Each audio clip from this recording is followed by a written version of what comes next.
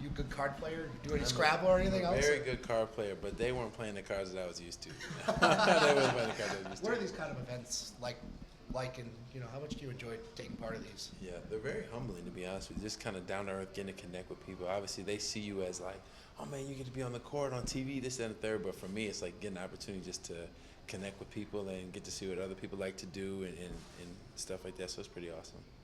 And obviously getting traded mid-season, hectic. Like, how are you just getting used to, especially like going into the break, the city here, events like this, just getting used to being in the community and being in the city. City's very interesting. So where I was at in Memphis I was in the suburb out there, so it really wasn't a lot of traffic going on. Like the roads weren't, crazy, pretty standard. And when I got here, all the tunnels and the like the weaves and stuff like that, I was like, oh man, this is crazy. Traffic's decently bad out here, but it's pretty cool though. Like I've never, been in the city vibe like this, so it's been pretty awesome. Are people starting to recognize you a little bit? Are you running into fans, or just being around the city? Kind of, what's it like just getting used to things? Not as much. I'm not necessarily outside either that much to be recognized, but no, not necessarily. It's been pretty good. You run into any they call them mass holes on the roads yet? Yes. Any? I don't even know, but I feel like I know. Yeah. Exactly. All you have to do is drive. You don't have to know the turn. You understand. And I've seen people just swerve. I'm like, hey, where you going? And then I look down like, oh, I don't want that. All the time. Like you said, the city so far. You said it's your first time. You find them like good restaurants. You find good spots to be at. Like, how's your experience been like in terms of just social life? And experience has been good. I found one good restaurant so far. Obviously, I haven't been around to really explore yet. But I'm a foodie myself, so there's definitely a lot of restaurants I want to try out here for sure. Type of food or anything? What you looking for? Good Italian spots. I had a lobster roll that was good. Looking to have more authentic Massachusetts, Boston food just to see what it's like, and go from there. It's like on the court, the biggest thing you're working on in terms of getting caught up. I see you doing a lot of work like early before games with DJ. Like, what are you kind of going through with him in terms of just getting used to the system and the things they do here? For me, my impact is going to be on crashing the offensive boards and to be finishing down low and stuff like that. So that's a lot of the stuff that we're working on is me just crashing and me working on different finishes around the rim. We're shooting and stuff like that just in case, I'm spaced out. But the main meat and potatoes is going to be down low in the paint for sure. Who's kind of been most helpful among teammates so far, just sort of welcoming you in, like answering questions you have? Like, is anyone kind of like taking you under their wing here? Nobody's been like just the one person. Everybody as a collective has done a pretty good job of, welcoming me and giving me any types of advice from Al, from Svi to Peyton to, different guys like JB and stuff like that, You mentioned your work with DJ. Before the games, you're working with him, you're working with Coach Buck, like all these guys.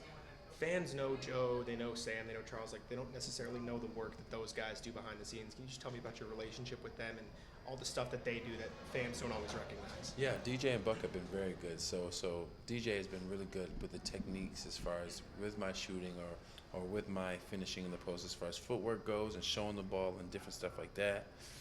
Buck has been really good because Buck can hoop. So I'm guarding him and he's hitting jumpers and stuff like that. So I got to adjust the way I'm guarding and stuff like that. So he's a really good look as far as what I'm going to get on the court, for sure. And when you come here today, right, they got the championship highlights on the back. Like, how much does it excite you to have a chance to be part of an organization that's had so much success and, you guys have a chance to do something special this year? Like, how much does that excite you? It excites me a lot. Obviously, they have a chance every year, it feels like, So I feel like their approach, our approach this year is really more, when I say conservative, it's definitely on the forefront of what we want to do, but the pressure on it on a day-to-day basis is not there. Day-to-day, it's just focused on getting better. It's focused on coming in there with the right mentality. So, me getting an opportunity to be on a winning organization like this, I'm very excited for sure.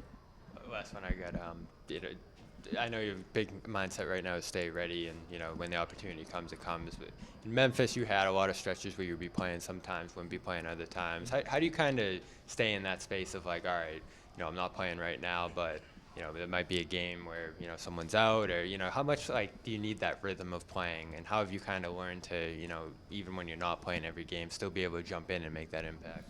Yeah, I personally love like we call them stay ready groups. Back in Memphis, they called them play groups. That's when we had opportunities to play 4-on-4, 5-on-5, with coaches and got to play like a game, situation.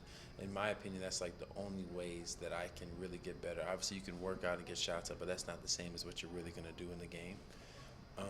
Doing that, I remember my third season, I requested to not go down, but be assigned to the G, because going into the season, my situation looked pretty similar to the year before, where I wasn't going to get a lot of minutes, and I just didn't want to waste any opportunities just sitting on the bench and working out. Like, I'd rather just be playing no matter where I'm playing at, So the stay ready groups, as far as us getting up and down, we started to do that, and that's been really, really good for sure, along with getting, cardio in as well.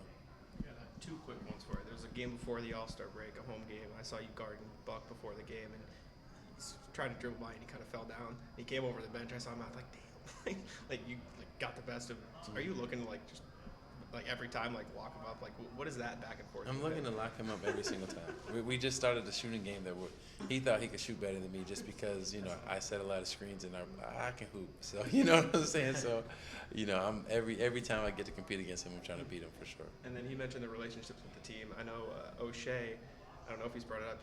His Syracuse team got the best of you in college. Is that a subject that he's broached yet? Any playful? I know he's got. Nah, he hasn't brought it up. He brought up that one. That one stung too. Out of all the losses that I had, which was really just my freshman, sophomore year. The freshman, that one stung because we were 30-5. That was Jaron and Miles on the team with Cassius and Nick. We were loaded. We were supposed to make a deep run that year for sure. So that one stung for sure. But he doesn't bring it up, so that's pretty good. Good.